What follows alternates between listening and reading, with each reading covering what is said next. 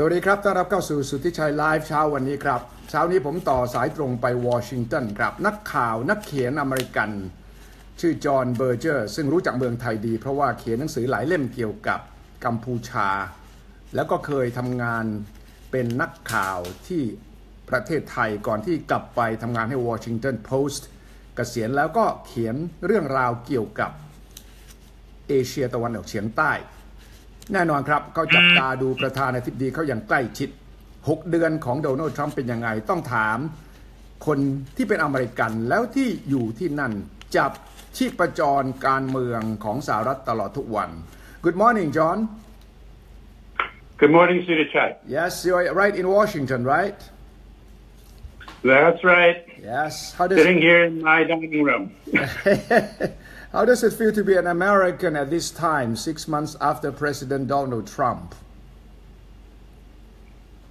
Well, you know, there's something crazy happening every day. Crazy? Something crazy happening every day?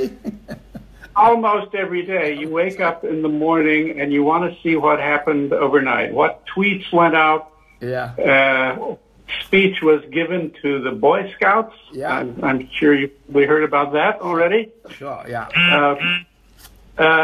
So it's a really tumultuous, crazy time. Yeah.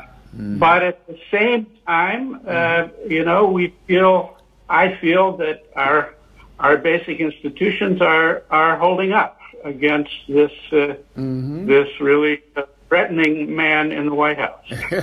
จอห์น เบอร์เจอร์บอกว่าเป็นคนอเมริกันช่วงนี้เนี่ยโดยเฉพาะ6 เดือนหลังจากทรัมป์เข้าทำเนียบขาวนี่crazy ครับตื่นเช้าขึ้นมานี่มีอะไรบ้าๆบอๆเกิดขึ้นอยู่ตลอดเวลาเกือบจะทุกวันแต่ขณะเดียวกันจอห์นก็ยังมีความมั่นใจครับว่าสถาบันหลักๆทางการเมืองทางสังคมเนี่ยคงจะยังต้านทรัมป์อยู่ได้ The latest story is about the possibility of him thinking about pardoning himself.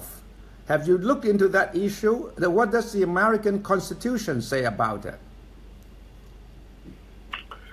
Well, no president has ever pardoned himself. No. And most constitutional scholars, I think, would tell you that a president cannot pardon himself. But it's in the realm of legal theory because the Constitution does not directly say he can or he cannot. It gives him broad powers of pardoning, and basically every president uses these powers of pardon. Obama pardoned actually almost 1,700 people over the course of his 8 years in office. Yes. Most of them were people who had committed, you know, minor drug offenses and received long sentences. Yeah.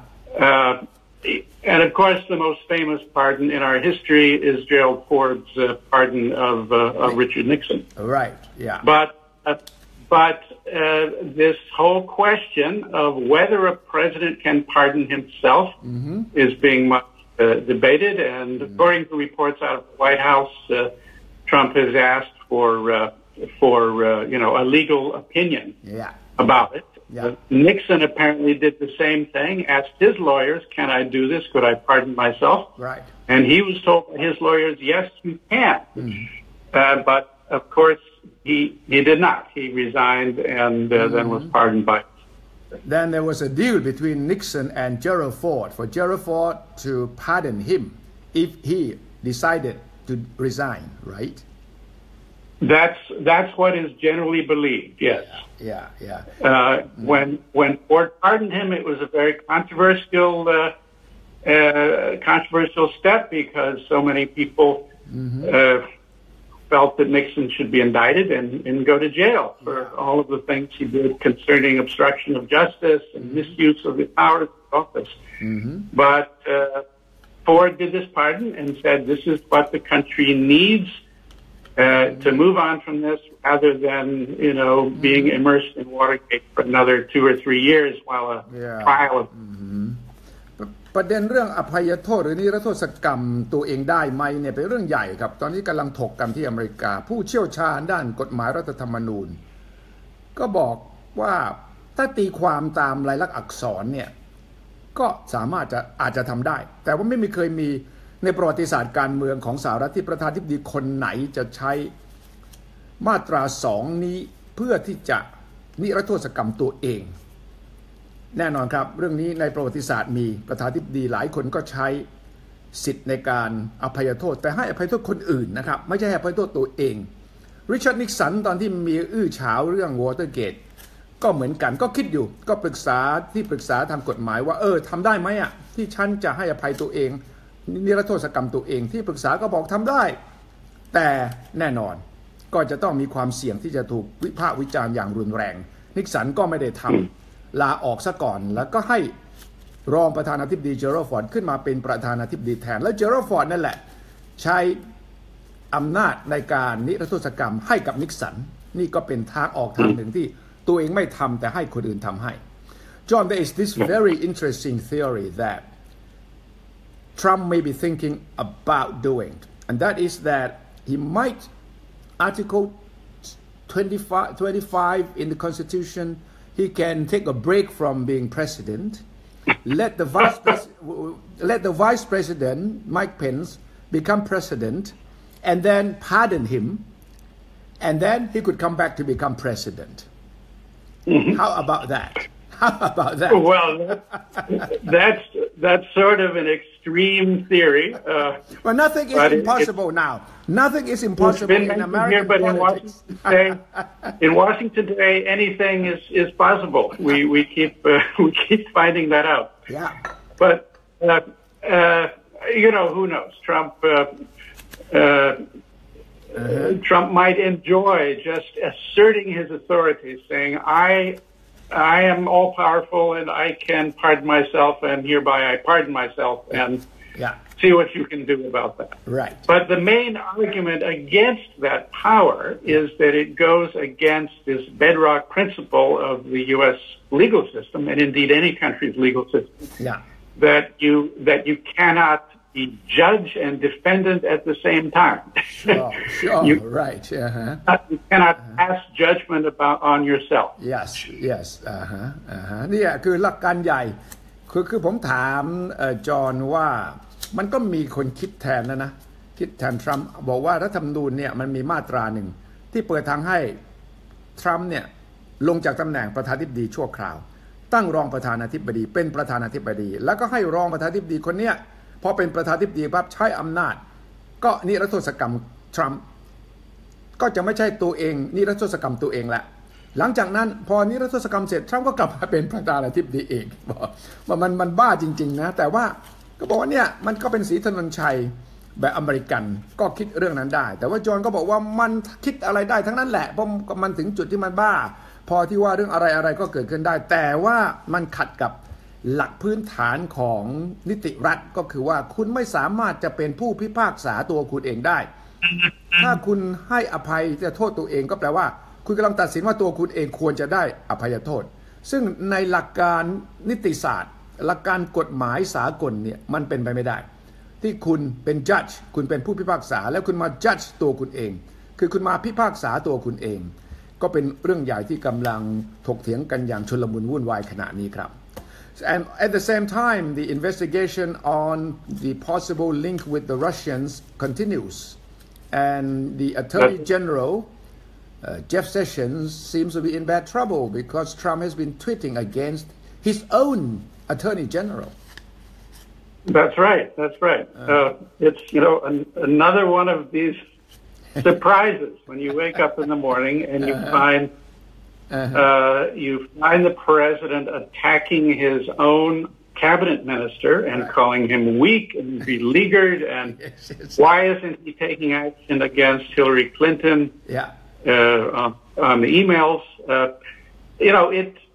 It goes back to, Donald Trump's notion of being president is at odds with what it means to everyone in that he sees the president as having total power. He doesn't see the president as being, rightfully held in check by the Congress and by the Supreme Court. Yeah.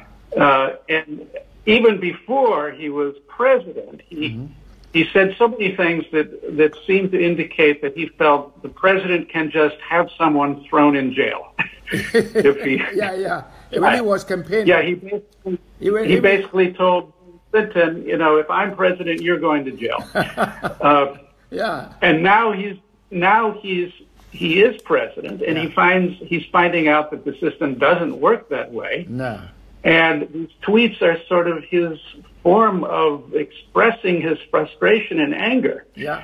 And trying to assure his people, his voters, who remain loyal to him, that he's still in command. And if anyone's messing up, it's not him. With Donald Trump, there's never any blame to be cast on him. It's this guy, Jeff Sessions. And his previous statements that Sessions should not have recused himself, is another sign of the fact that the man does not understand how the system works. He treats he believes the Attorney General should be his loyalist. He should be there defending him. And how can you defend me if you recuse yourself? Right. And that was the right thing to do for any reasonably decent man, right? That this is conflict of interest, that he should not be involved in a process that might compromise his judgment. Well, that's right. Jeff Sessions, when he was being interviewed for, being questioned by Congress for the position of Attorney General, he said he had no contacts with the Russians. And then later on, he amended that to say, "Oh, by the way, I did meet with the with the ambassador once or twice. I can't remember." So yes, people, and at that point, people thought, "Oh, Jeff Sessions is part of the problem."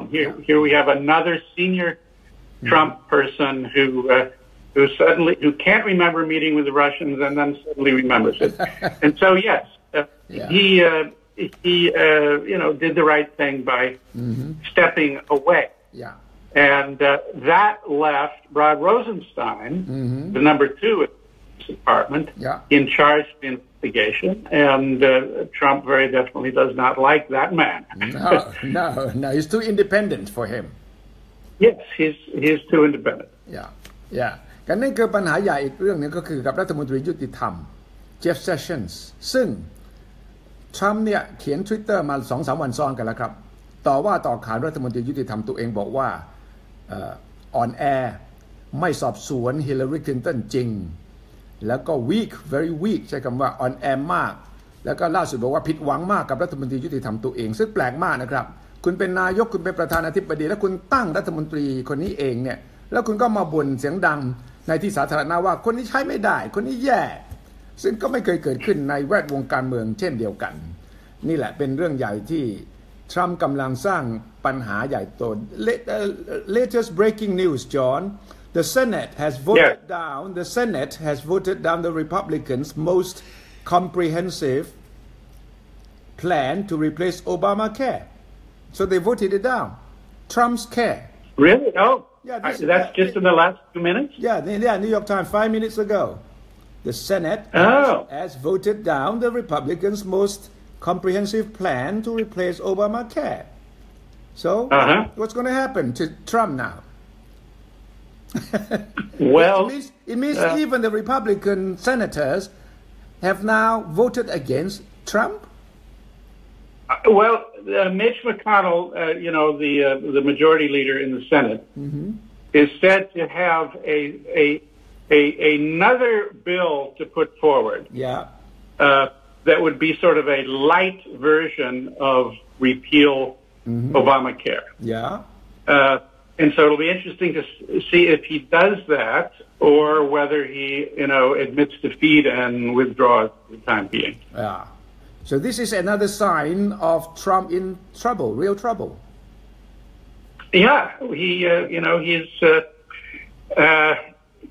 again, the man doesn't have any skills in working with Congress to bring about his legislative objectives, and that assumes that he really has legislative objectives because they're changing all the time. Yeah. But you'll remember a few days ago, after the last defeat in the Senate, Trump said publicly, okay, we're just going to now let Obamacare fail. Right. And it'll be all of the Democrats' faults, and then they'll come crawling to us and begging us to work with them. Right. And one can only conclude, or one might conclude, that after he said that, some of his advisors said, Mr. Trump, that's really a bad thing to say because tens of millions of your voters will be very badly hurt by this sort of slow, lingering death of Obamacare. Is not good for you. And so anyway, the next day, he comes back and starts telling the Senate that it should pass something. But he doesn't. He's famous as a deal maker, obviously, but he doesn't seem to make deals. He thinks he's doing his job if he gets up and makes a speech or calls some people to the White House to tell them that he wants them to go forward. But that's this is so interesting that you in Bangkok know about these things before I do in Washington. With Twitter and Facebook live all the time, all this breaking news. Right. Because I'm checking the news while I'm talking to you, and you are not on your breaking news mode. That's right.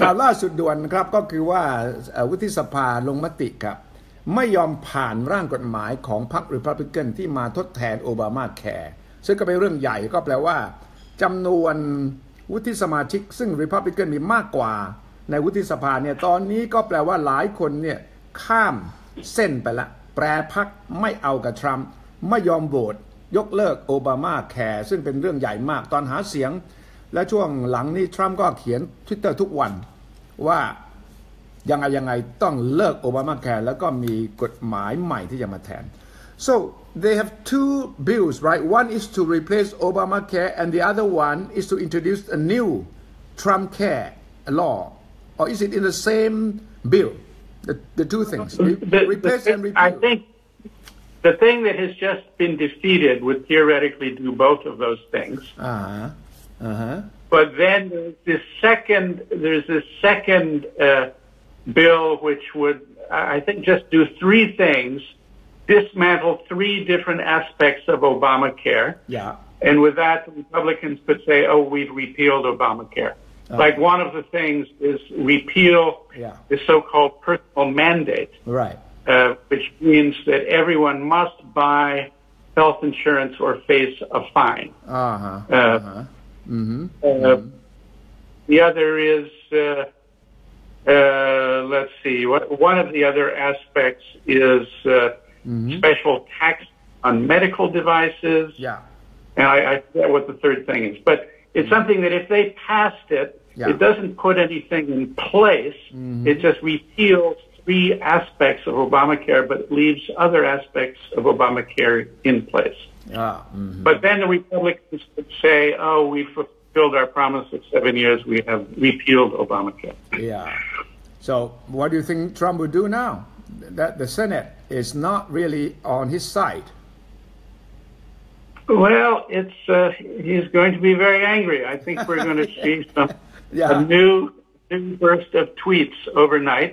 Yeah. And who knows? He might go back to his position of several days ago that we'll just let Obamacare fail.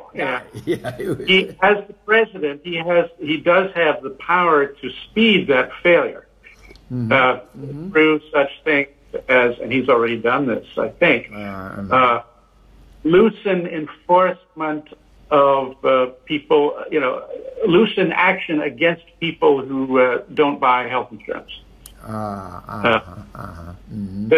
One of the fundamental sort of financial paradoxes of what the Republicans are trying to do is keep the popular aspects of Obamacare. Yeah. And probably the most popular aspect is the bar against considering pre-existing conditions. Yeah. Prior to Obamacare, if you applied for personal insurance, the companies could look at you and say, well, you had this medical condition 4 years ago. Right. We don't think you're a very good risk. We're not going to insure you, or we're going to charge you 5 times higher than what you would normally pay. Yeah. That's a very popular aspect. But obviously having that raises the cost to the insurance companies if they cannot, weed these people out, screen them out. Yeah. But at the same time, the personal mandate, which requires that basically everybody has to have health insurance, even the young and the healthy. It's the means of financing these extra costs on pre-existing conditions. Drink some water, John. John, drink some water. Yes. Yeah, get some water. Yes, okay. We're just having a little coffee break, that's all.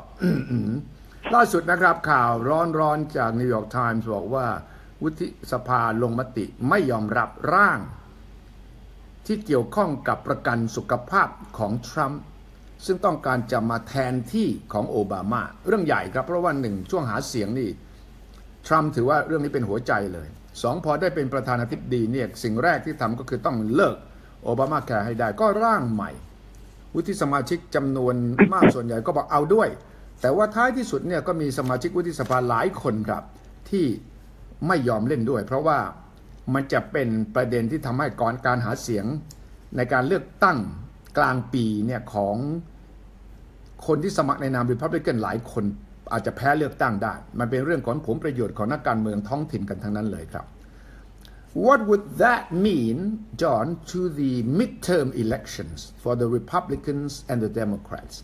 Because I think this is in fact more important an issue than the foreign policy, than building a wall on the Mexican border, but this because it affects ordinary people. So if Obamacare dies, Trumpcare doesn't exist. How would that play out in the domestic political scene?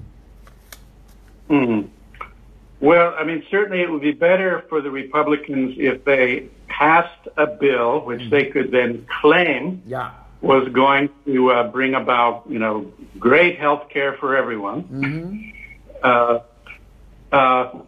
And at this point, it looks like, again, we have Republican paralysis, and the Republicans were elected with the promise of breaking the logjam in Washington, and they control both houses of Congress and the White House, and yet still nothing is happening. So that cannot be good for the Republicans, but at the same time, the Democrats are groping around, struggling to find a positive message that they can put out. Right. Right now, mainly the party of opposition to the Republicans. And they are trying to come out with a philosophy, a slogan, a package of legislation that would somehow win back all of these people who defected to the Republicans last year. And just in the last few days, they came out with something with the rather weak title of A Better Deal. Better deal. A better deal. Whatever not the new deal or the new frontier, but just a better deal. A better deal, whatever that means, right? And well, it wasn't very well defined except for a promise that the Democrats were concerned about the middle class and wanted to raise their. I mean, there's still a lot of pieces to be added to it. The other problem the Democrats have is that they don't. Looking ahead to the 2020 election, presidential election, there's no leader emerging. No. There's a lot of different people who are sort of, doing well and important. No one is emerging to sort of take over the leadership of the Democratic Party in a positive, forward-looking way. Yeah. Not Bernie Sanders maybe thinking of running again. Well, I would think Bernie Sanders had his chance. Yeah, already. It would have to be somebody more moderate than him. Well, you never know, John. In the next few months, there might emerge some possible candidates. Well, you haven't given up on Michelle Obama, have you? Michelle Obama, well, she hasn't shown any sign. Well, these are not normal times, so you cannot think in terms of the normal logic, right? I agree with you. She is tremendously popular. She doesn't have all the baggage that Hillary Clinton had. Yeah. But she's a woman. She's African American. Yeah. She is obviously closely associated with her husband's presidency. Yeah. So you never know. The Democratic establishment might decide we need a more sort of normal candidate. Normal candidate, right? Yeah. In other words, a white male who would appeal to all of these white male Trump voters rather than a black woman. Yeah.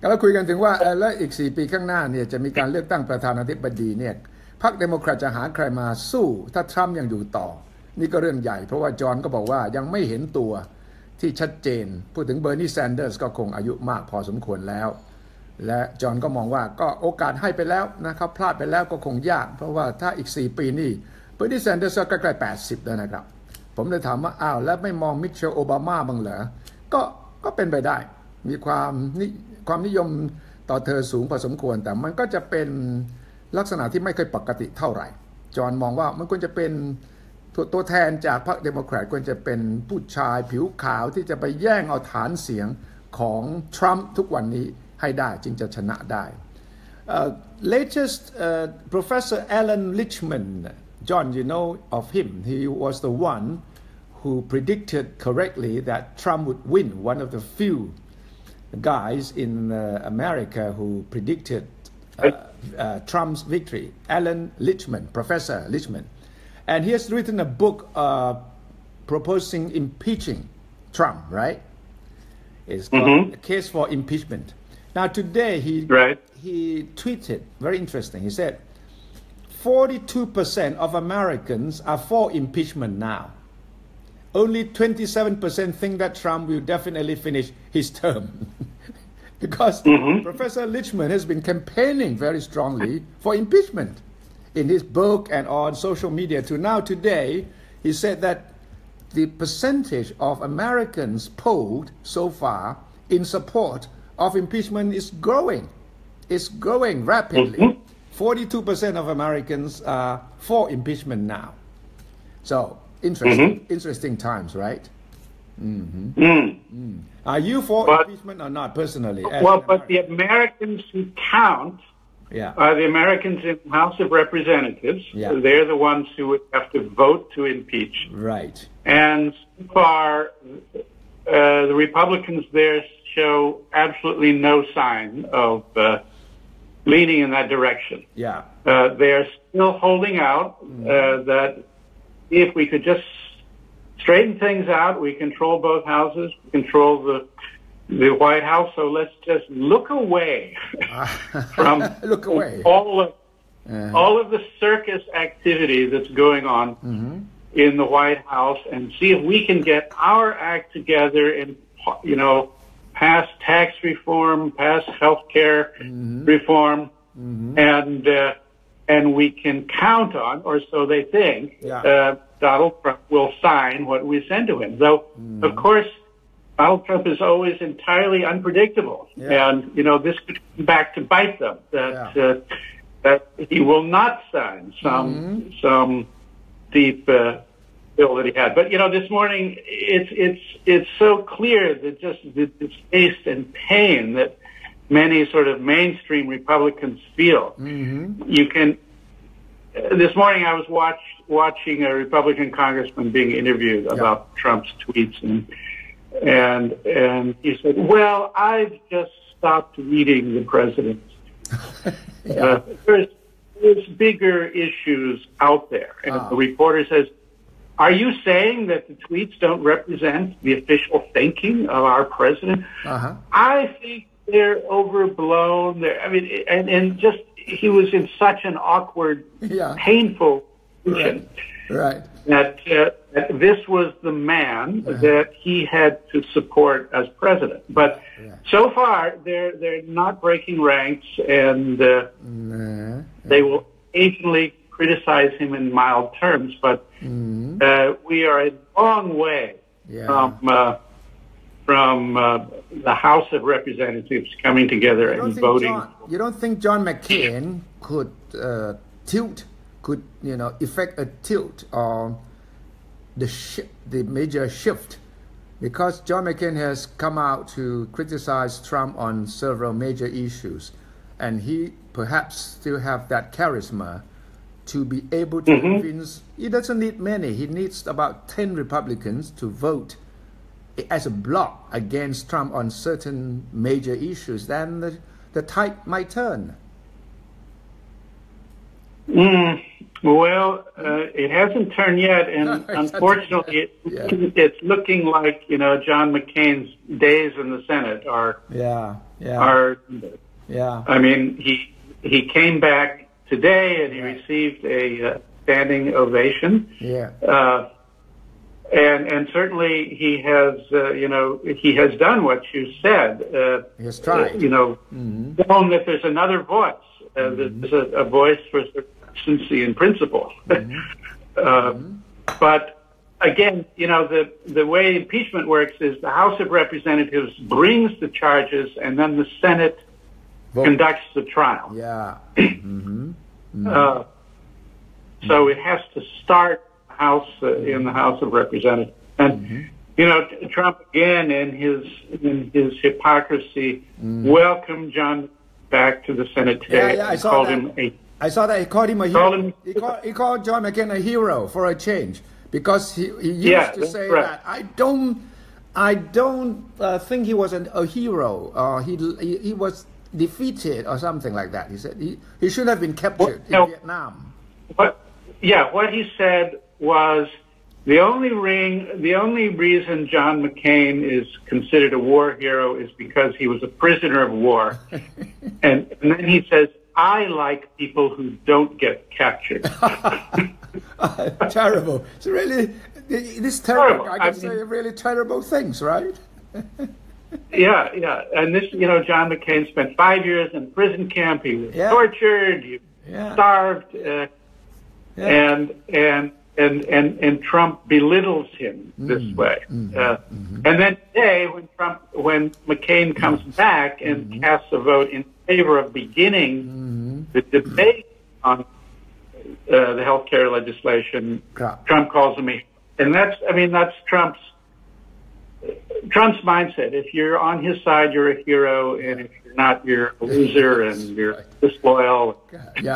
กำลังคุยกันถึงว่าโอกาสที่จะ impeachment หมายถึงการที่รัฐสภาจะไต่สวนเพื่อจะถอดถอนทรัมป์มีแค่ไหนเพราะล่าสุดเนี่ย Professor Richman ซึ่งเขียนหนังสือสนับสนุนให้มีการจับทรัมป์ขึ้นไต่สวนเพื่อถอดถอนเนี่ยบอกว่าจำนวนเปอร์เซ็นต์ของคนอเมริกันที่ต้องการเห็นทรัมป์ถูกไต่สวนเพื่อถอดถอนเพิ่มขึ้นมาเป็น 42% ซึ่งก็ไม่น้อยนะครับคือถ้าข้าม 50% เมื่อไหร่ก็ยุ่งแต่ว่าจอห์นก็บอกว่าท้ายที่สุดเนี่ยมันอยู่ที่การยกมือในสภาล่างเป็นคนนำเสนอข้อหาแล้วก็ขึ้นไปที่สภาสูงคือวุฒิสภาไต่สวนสอบสวนแล้วก็ยกมือกันเนี่ยก็ในสภาสูงนี่แหละตอนนี้เนี่ยพรรครีพับลิกันของทรัมป์มีเกินครึ่งมาสัก 2-3 ที่นั่งเดโมแครตยังไม่พอฉะนั้นจอห์นก็ยังสงสัยว่าจะมีการแปรพรรคถึงขั้นที่เสียงส่วนใหญ่ของรีพับลิกันจะยอมยกมือขับไล่ทรัมป์หรือไม่เรื่องนี้ก็เป็นการเมืองจริงๆครับไม่ว่าทรัมป์จะดีหรือเลวยังไงเนี่ยถ้าเข้าสู่กระบวนการ impeachment ก็จะมีการยกมือกันแต่ผมก็เชื่อครับว่าการเมืองของอเมริกันเริ่มจะ เปลี่ยนแปลงและก็ Republican เองก็เริ่มจะไม่แน่ใจว่าเกิดอะไรขึ้น so we have to see the outcome of the midterm election John right Yes, that's right. any possible major shift in the midterm elections? So far, it doesn't look like major shift. No. But again, it's still say more than a year away, and Trump could do anything that could upset. It's a year and a half away, so a lot could happen in that time. Yeah. Who knows what? A year from now, who knows what the situation in the White House will be? This investigation continues, and more things just keep coming out about these relations with the Russians. Right. It's just still baffling. What's going on? But Trump is so close to so many autocratic leaders. He says, he likes Putin. He likes Duterte in the Philippines. He likes Xi Jinping. He says he's a great guy. Right. And yet he has such trouble, with the exception of Macron, perhaps, of France, trouble getting along or even speaking with leaders of major democracies. So we have the Russian investigation, and we also have the obstruction of justice investigation. Which, most people would tell you that if there is a case for impeachment, that is the strongest case at this point.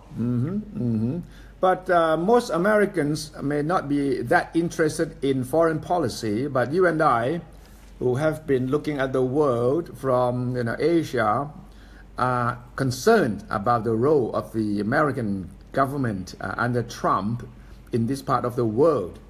In fact, some people are saying that Trump has made China great again, meaning that the balance of power, balance of major powers in the world has, since Trump's entering the White House, has shifted towards China.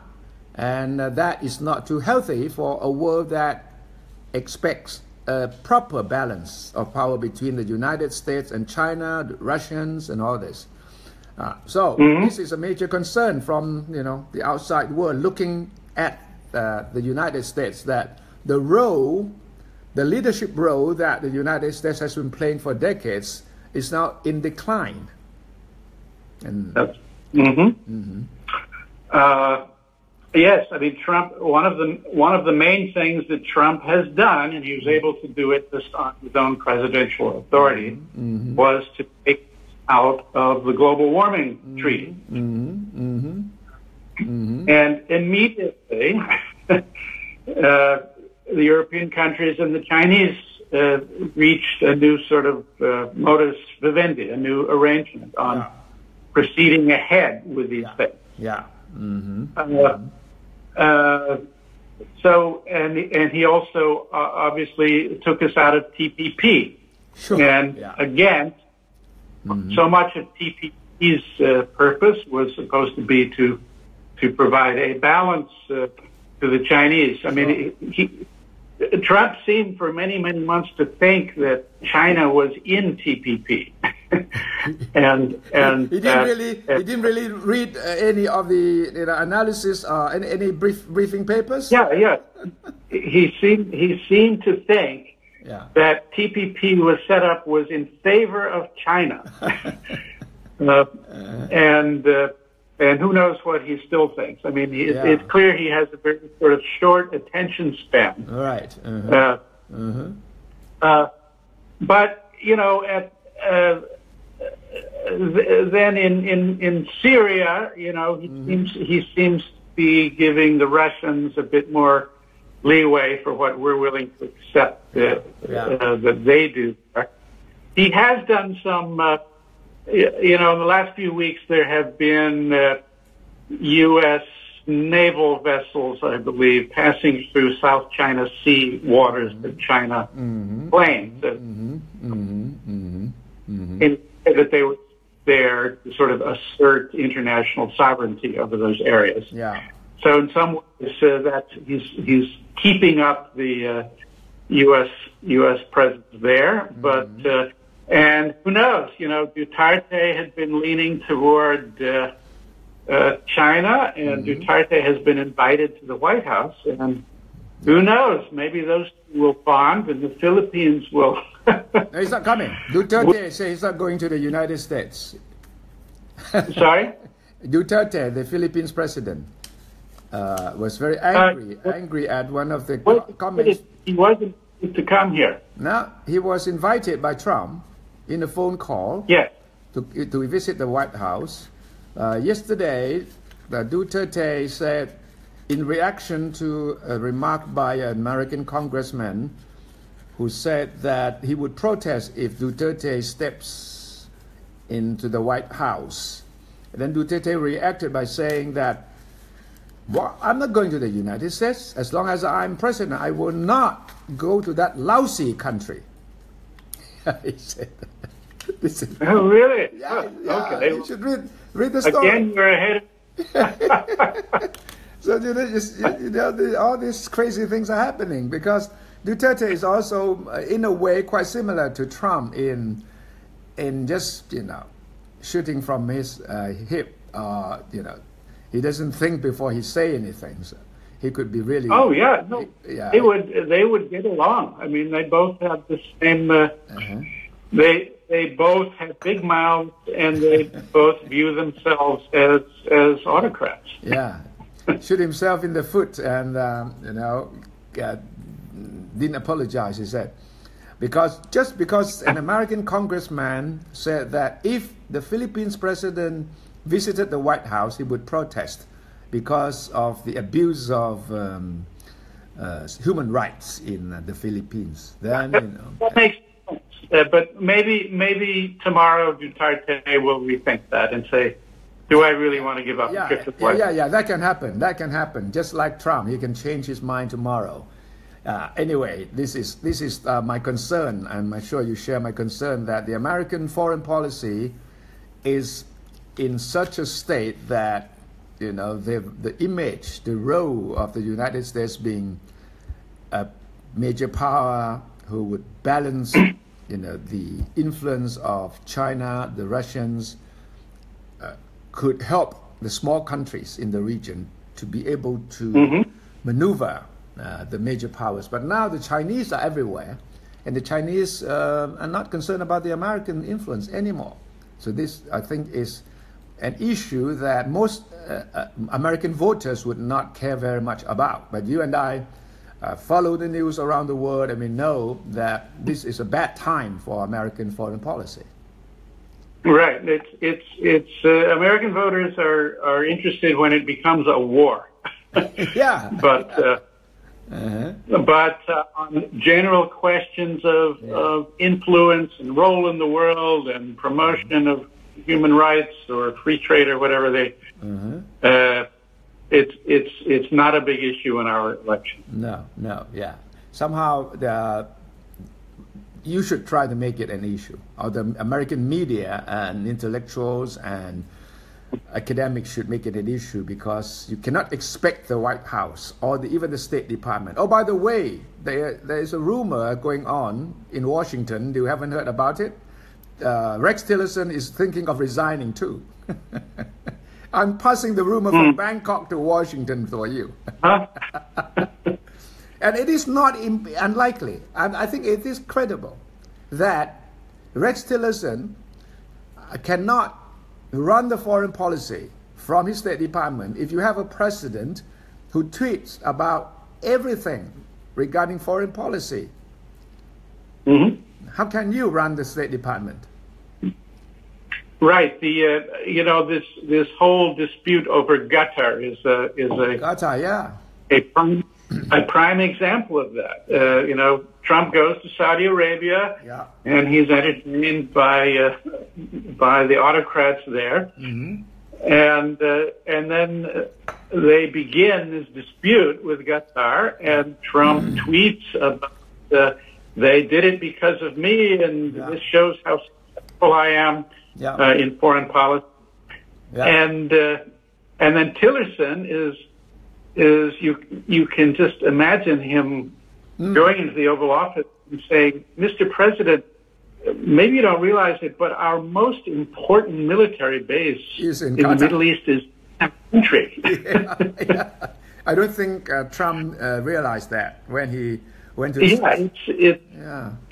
was just, again, it's all about promoting himself, and he sees a chance to jump in, brag about having had an influence on foreign countries. That's right. And so then Tillerson has spent the last 6 or 8 weeks, whatever it is, trying to repair this break between gunfire and other South and other Gulf states. And talk about lack of job satisfaction. That your boss makes things 5 times more difficult for you. That's right. So now you have at least 2 cabinet members, very important cabinet members, who are thinking of resigning: Jeff Sessions and Rex Tillerson. Not to mention the Deputy Attorney General Rosenstein, who I don't think is very happy in his job, and he might also be thinking of how to exit gracefully. But then he cannot leave now because he had appointed Robert Mueller as the independent prosecutor counsel to investigate. That's right. Counsel. They call it special counsel.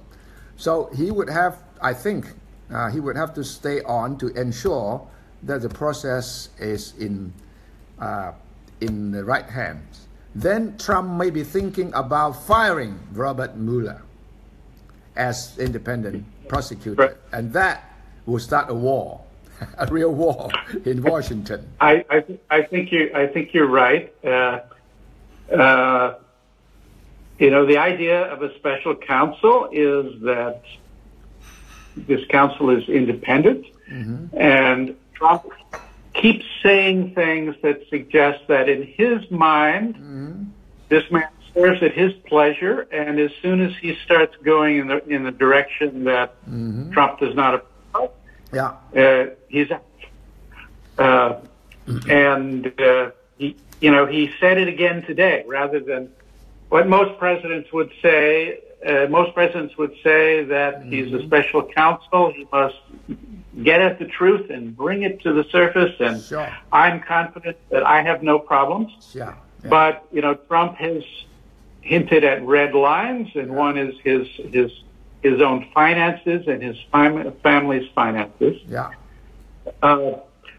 But if the way the system works is that Trump cannot personally fire Mueller. Cannot legally.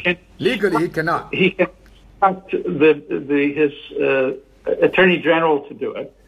And then his attorney general can refuse and resign. And then presumably that will leave the job to the deputy attorney general to do, right? Yes. He can also fire the deputy AG. He can fire anybody in the executive branch.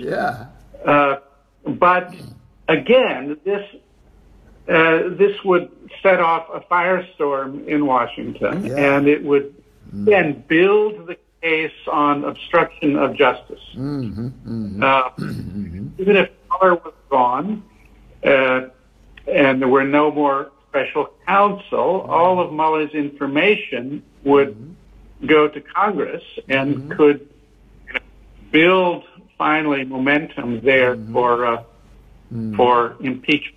I personally think that Rosenstein is planning to tough it out. Really? And he has to prove himself too, right? I mean, I'm sure he would love to leave this very difficult job behind, but I think, like you said, he feels that he is protection for Mueller. Right. Yeah. And if Rosenstein is gone and if Sessions is gone, this might who knows who might replace them. Right. So that would be my guess, that Sessions, has said he's staying on, and Trump keeps hinting that he's out to fire him. I would think Sessions, in the short term, is more likely to be fired than to resign. A lot of people have come to his, a lot of his friends have come to his defense, and he was in the Senate for many years. He has a lot of friends there, and if Trump fires him and wants to appoint a new attorney general, first he has to find someone who's willing to take that job. Right. There must be, and then he would run into all sorts of obstruction or skepticism in the Senate, in particular, where everybody remembered Jeff Sessions. So we're waiting to see what happens, and we could wake up tomorrow and find that Jeff Sessions. So, John, are you happy that you're not covering politics anymore, or do you regret that you're not covering politics? It's so much fun, but again, there's so much frustration, right? I'm sorry. Say again. It's so much fun to cover politics now, but at the same time, there's also a lot of frustration as an American. If you were a reporter, now, actively reporting, I'm happy that I can sit back and watch rather than having to run around after the stuff. I'm no longer a daily journalist. I don't envy the White House reporters at all, because they. Oh, me neither. I don't know where their energy comes from. How they can work 18-hour days, go home, go to sleep for a few hours, and then get up. Well, you used to do that. We all used to do that, 18 hours a day. Well. But then I'm getting old enough so that I'm happy that the younger people are doing it now. But then you didn't have Donald Trump to kick around, you see, at that time. That's right. Everything was normal in those days, and now we're on. Yeah, everything was normal. Yeah, and we haven't even touched on Sean Spicer resigning. You see, so much to talk about. Oh yeah, poor Sean Spicer. Yeah. Anyway, I think things will get more interesting from now on with the investigation on the Russian links to the White House, and I'm sure the push for impeachment will continue, and depends a lot on what. In fact, we haven't heard in detail what Trump's son-in-law testified to the Senate Intelligence Committee yet. There was some brief. He put out that statement.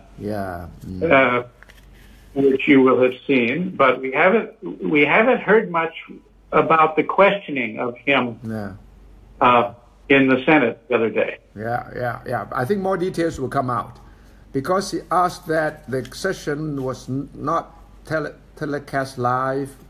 Reporters were not allowed in. Yeah, it was a closed session. Yeah. So we will learn more, and I'm sure there'll be some explosive stuff that will come out. Right, and Paul Manafort has done the same thing. Now, and in many ways that may be more interesting. As far as I know, he did not put out a statement in advance. No. He was the guy who was in fact very active talking to the Russians, Manafort. Yes, he was, a Washington political operator who worked for a number of years as a consultant to the pro-Russian party in Ukraine.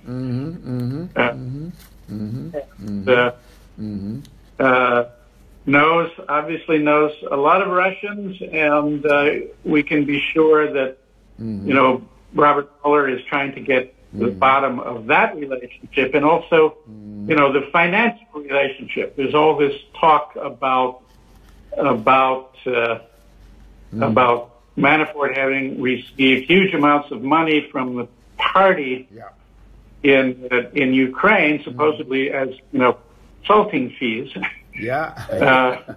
but the party supposedly having said, there's no way we can afford that kind of money. No, right. If Manafort was getting that money, it wasn't coming from us. No, no. Well, as they say, it was going to get curiouser and curiouser, right? Things will get even more complicated, more crazy, and I will have to bother you to come back again to talk about new developments, John. But tell me one thing: how much attention does this get in the Thai media now? Yeah, quite a lot, because it has a lot to do with how the American government is dealing with the Thai leader. And when Trump called on the same day, calling Lee Hsien Loong of Singapore, Duterte of the Philippines, he also called Prayut of Thailand and invited him to the White House. That represented a major shift in the American government's policy towards Thailand, which under Obama was very detached, very cold, and not accepting the military government. But Trump seems to have changed that because he wanted ASEAN countries to back him in dealing with North Korea. Then, then of course TPP and the Chinese are also here trying to put more pressure on Thailand to go on the Chinese side. So the interest in Trump is quite huge, but not in as great detail as we are discussing, as to what happened behind the scenes and who was doing what, the son-in-law, the son meeting the Russians. But one of my duty is to explain this to the Thai audience to make them interested. And you are helping me with this. And they are helping me. Well, my pleasure. Yeah. Does Prayut have a date for visiting here? Not yet. That's the story is now is the American ambassador met him the other day and discussed the possible dates where both sides can be, free. They haven't set a date yet. But they have not. No, and also Duterte says he's not going, so it will be the Singaporean Prime Minister who might go first. I see. Yeah. Well, maybe he can take Duterte's place. His slot. Yeah. So, thank you very much, John, for joining me this morning on Facebook Live. We have the joint responsibility of reporting this, trying to get into the backgrounds of stories about the American presidency for the Thai audience. And because this is seen around the world, so hopefully there will be people who are listening to the English conversation that they can understand. Yeah. So I will bother you again when something happens there, right? Okay. Yeah. Always a pleasure. When it gets really crazy, then you will get a call from me. Thank you, John. Have a good day. A good evening. Okay. Bye-bye. Yeah. Okay. Bye-bye.